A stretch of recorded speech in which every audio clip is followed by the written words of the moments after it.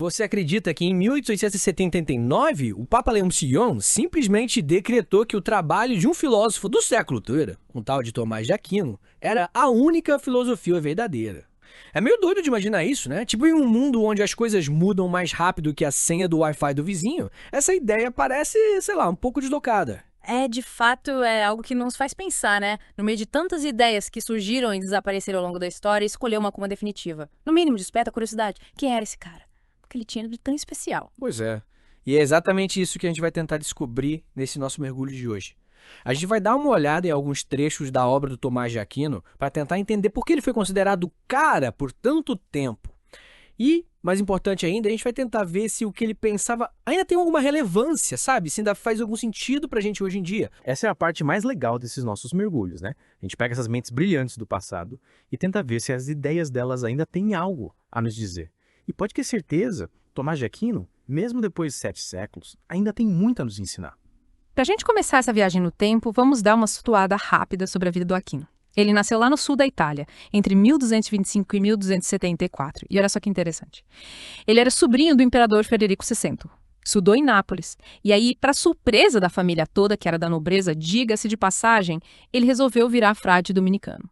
Imagina só a cena. O cara tinha tudo para ter uma vida de luxo e poder, e de repente escolhe uma vida de pobreza e estudo. Foi um choque para a família, né? Eles tinham planos ambiciosos para ele, considerando a inteligência e as conexões que ele tinha. A ideia de vê-lo como um frade mendicante era simplesmente inaceitável para eles. Total. Mas ele estava decidido. E aí a gente já esbarra em um ponto central do pensamento dele. Ele é a diferença entre teologia e filosofia.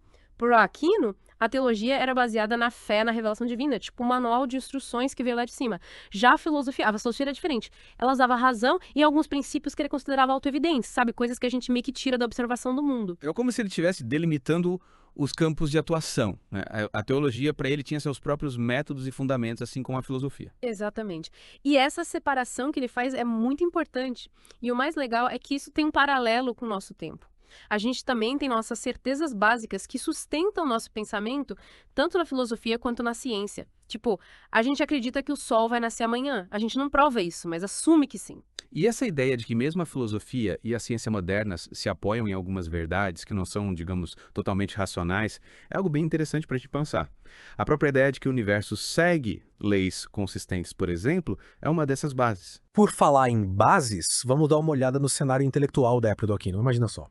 A galera estava redescobrindo os clássicos, tipo um tesouro perdido que foi encontrado de novo. E o grande destaque era o Aristóteles. Os textos dele estavam chegando na Europa medieval, através de traduções do siríaco, hebraico, árabe e com comentários de estudiosos muçulmanos, como Averroes. Aí Averroes era tipo um gênio multidisciplinar. Era juiz, médico, uma figura incrível. A chegada dos textos de Aristóteles causou um rebuliço na época. Depois de séculos de domínio do pensamento platônico no cristianismo, que muitas vezes via o mundo material como uma sombra do mundo das ideias, o Aristóteles chegou com uma visão totalmente diferente. Uma visão focada na razão, na lógica e na observação do mundo real. Foi uma mudança radical. E essa ênfase na razão e na observação casou perfeitamente com as mudanças que estavam acontecendo na sociedade da época. As cidades estavam crescendo e as pessoas precisavam de uma forma mais prática de entender o mundo para resolver problemas do dia a dia. Uma visão puramente mística já não dava mais conta do recado. Exato. Era preciso ter ferramentas intelectuais mais adequadas para lidar com os desafios práticos da vida nas cidades. E a metodologia de Aristóteles, com sua ênfase na análise e na classificação, se encaixava perfeitamente nesse contexto. Mas nem todo mundo ficou feliz com a chegada de Aristóteles. A igreja, por exemplo, viu essa nova filosofia com certa desconfiança, chegou até a proibir algumas ideias. Era uma novidade que mexia com as estruturas do pensamento estabelecido. A filosofia aristotélica, com sua ênfase na razão independente, era vista como uma ameaça potencial à doutrina cristã. Era preciso encontrar uma forma de integrar esse novo conhecimento sem causar conflitos com a fé. E é aí que entra o nosso querido Tomás de Aquino. Ele tentou apaziguar os ânimos, buscando uma harmonia entre o pensamento aristotélico e a doutrina cristã. Ele acreditava que a teologia podia se tornar uma ciência baseada em princípios autoevidentes e na revelação divina. A ambição do Aquino era enorme. Ele queria construir um sistema de pensamento que fosse coerente e abrangente, unindo a lógica de Aristóteles com as verdades da fé cristã. Mas essa tentativa de conciliação, claro, não foi fácil. O Aquino teve que enfrentar resistência dentro da própria igreja. Ele teve que defender a ordem dominicana da qual ele fazia parte e as ideias de Aristóteles contra diversos críticos. E tinha também os averroístas, que defendiam uma separação radical entre a razão e a fé. Eles acreditavam que podia haver uma verdade para a razão e outra para a fé, que era visto como uma ameaça à unidade do pensamento cristão. Mas o Aquino não estava sozinho nessa batalha. Ele teve o apoio do rei Luís IX da França, que era um grande admirador do seu trabalho. Inclusive, tem uma história famosa de que o Aquino interrompeu um banquete real para compartilhar uma ideia filosófica sobre o maniqueísmo. Essa história é ótima. Ela mostra como o Aquino era completamente apaixonado pelas ideias. Ele não conseguia se conter, mesmo em um evento formal como um banquete real. E essa refutação do maniqueísmo, que via o mundo como a batalha eterna entre o bem e o mal, é um ponto central da filosofia do Aquino. Ele argumentava que o mal não é uma força em si, mas sim a ausência do bem. É uma ideia que nos faz pensar até hoje, né? Sem dúvida. Agora, falando de ideias mais importantes do Aquino, a gente tem que começar pela lógica. Ele é um mestre na lógica aristotélica, principalmente no uso do silogismo, que é aquele tipo de argumento com premissas que levam a uma conclusão inevitável. Tipo, todo ser humano é mortal, Sócrates é um ser humano, logo Sócrates é mortal. É isso, né? Isso aí.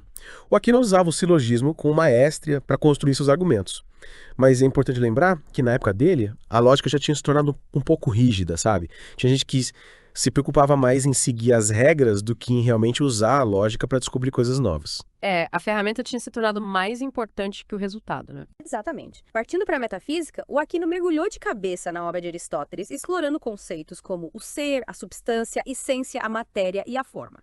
Para Aristóteles, e o Aquino concordava com ele, a forma era a essência das coisas, aquilo que realmente define o que uma coisa é.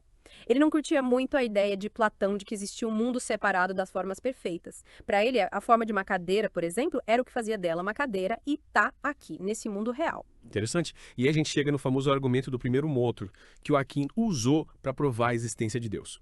Ele se baseou na ideia de Aristóteles de que tudo que se move não é movido por alguma coisa. E essa corrente de movimentos nunca pode ser infinita. Logo, tem que existir um primeiro motor que não é movido por nada. E esse primeiro motor, segundo Aquino, é Deus. É um argumento poderoso, né? Mas é importante lembrar que o conceito de Deus em Aristóteles era diferente do conceito de Deus no cristianismo. O primeiro motor de Aristóteles era mais uma força inicial, impessoal, enquanto o Deus cristão é um ser pessoal que se importa com o mundo e com as pessoas. Faz sentido. E por falar em argumentos para provar a existência de Deus, o Aquino, curiosamente, rejeitou o argumento ontológico, que foi proposto por Santo Anselmo. Essa ideia dizia que Deus, por ser o ser mais perfeito que podemos conceber, tem que existir. Mas o Aquino argumentou que a gente não consegue compreender totalmente a Deus para afirmar que a existência é uma das suas características. O Aquino era muito cuidadoso com os limites da razão humana. Ele reconhecia que a gente não pode usar lógica para entender tudo sobre Deus. E como Aquino via a relação entre a razão e a fé, ele defendia que as verdades que a gente descobre pela razão não podem contradizer as verdades da fé, e vice-versa. Mas, no fim das contas, a fé tinha um papel mais importante no sistema dele, né? Sim, o Aquino buscava uma harmonia entre a razão e a fé. Mas ele deixava claro que, em caso de conflito, a fé tinha a palavra final. A fé era a base, né? E na parte da epistemologia, de como a gente conhece as coisas, o Aquino seguia uma linha mais realista e empírica, como Aristóteles. A gente aprende principalmente através da experiência. Isso contrastava com a visão mais, digamos, qualitativa do mundo, que era comum na época, com a ideia dos 4 elementos terra, ar, fogo e água. O Aquino valorizava a observação do mundo natural como fonte de conhecimento, e isso se reflete na sua ética, que tinha como objetivo a felicidade humana.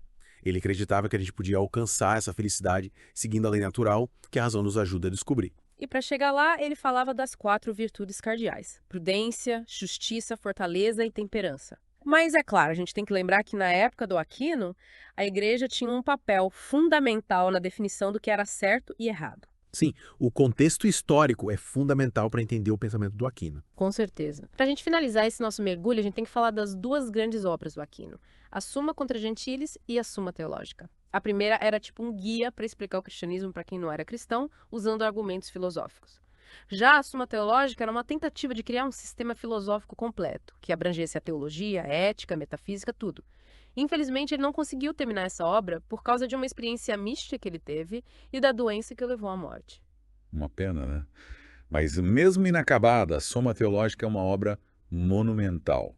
E o mais interessante é que, mesmo em discussões teológicas complexas, o Aquino demonstrava uma grande sensibilidade à experiência humana. É verdade. E no fim das contas, o que a gente pode tirar de tudo isso? O Aquino tentou unir a filosofia de Aristóteles com o cristianismo e teve uma influência gigantesca no pensamento ocidental. Mesmo que a gente não concorde com tudo que ele disse, a gente tem que reconhecer a importância do trabalho dele. Sem dúvida. Ele nos deixou um legado riquíssimo que continua a nos inspirar até hoje.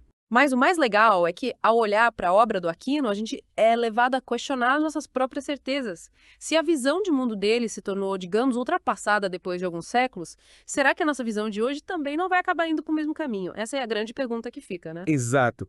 A história do pensamento nos mostra que nenhuma ideia é definitiva, e é justamente essa consciência da nossa própria finitude que nos impulsiona a continuar buscando, a continuar questionando, a continuar aprendendo. É isso aí. A gente tem que manter a mente aberta, sempre disposta a rever as nossas crenças e a considerar novas perspectivas.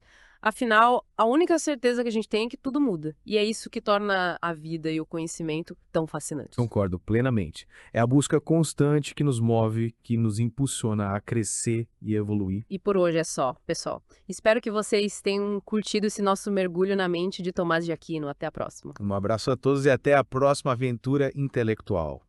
Gente, encontro vocês em outro podcast. Não esqueçam de se inscrever no nosso canal.